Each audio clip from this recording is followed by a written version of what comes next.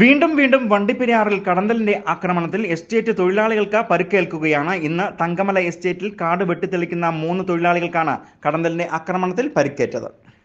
Rainbow news വാർത്തകൾ നിങ്ങൾക്കായി അവതരിപ്പിക്കുന്നത് യുവജ്യോതി SSG ടയറുകൾ.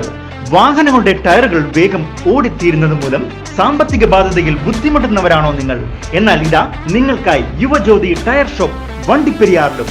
വണ്ടിപ്പെരിയാറിന്റെ വിവിധ പ്രദേശത്തായി തേയില ഏലം തോട്ടം മേഖലയിൽ ജോലി ചെയ്തു വരുന്ന തൊഴിലാളികൾക്ക് വന്യമൃഗങ്ങൾക്കൊപ്പം കടന്നൽക്കൂട്ടവും ഭീഷണിയായിരിക്കുകയാണ്. ഒരാഴ്ചക്കിടയിൽ 15ഓളം തൊഴിലാളികൾക്കാണ് കടന്നലിന്റെ ആക്രമണത്തിൽ പരിക്കേറ്റത്. ഏറ്റവും അവസാനമായി വണ്ടിപ്പെരിയാർ തങ്കമല എസ്റ്റേറ്റ് തേയിലത്തോട്ടത്തിൽ കാട് വെട്ടിത്തെളിച്ചുകൊണ്ടിരുന്ന 3 പേർക്കാണ് പരിക്കേറ്റത്. ഇന്ന് രാവിലെ 10 മണിയോടുകൂടിയാണ് ആക്രമണം ഉണ്ടായത്. എസ്റ്റേറ്റ് തൊഴിലാളികളായ സുരേന്ദ്രൻ, മാരിമുത്ത്, പരമൻ എന്നിവർക്കാണ് പരിക്കേറ്റത്.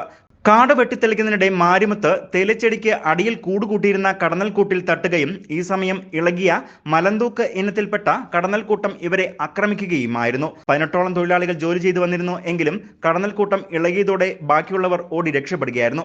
ഓടി രക്ഷപ്പെടുന്നതിനിടെ സുരേന്ദ്രനും മാരിമുത്തും തേയിലക്കാട്ടിനുള്ളിൽ വീഴുകയും ചെയ്തു. പിന്നീട് മാരിമുത്തുവിന്റെ പിതാവ് രാമകൃഷ്ണൻ തന്റെ കയ്യിലുണ്ടായിരുന്ന തോർത്തിൽ തീ കത്തിച്ച് കറക്കിയതോടെയാണ് കടന്നൽക്കൂട്ടം അവിടെ നിന്നും മാറിയത്. ഞങ്ങൾ എല്ലാം 10-18 പേരുള്ള എല്ലാവരും കൂടെ വെട്ടിപ്പോകുന്ന സമയത്തായിരുന്നു.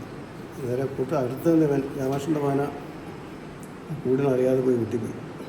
എല്ലാവരും കൂടിട്ട് ഓടിച്ച് ഞാൻ പിന്നെ അടുത്തുനിന്ന് തീപ്പെട്ടി മേടിച്ച് തോർത്ത് കത്തിച്ച് ആ കത്തിയ കൊണ്ടിങ്ങനെ വീശിപ്പിന്നെ പോയത്.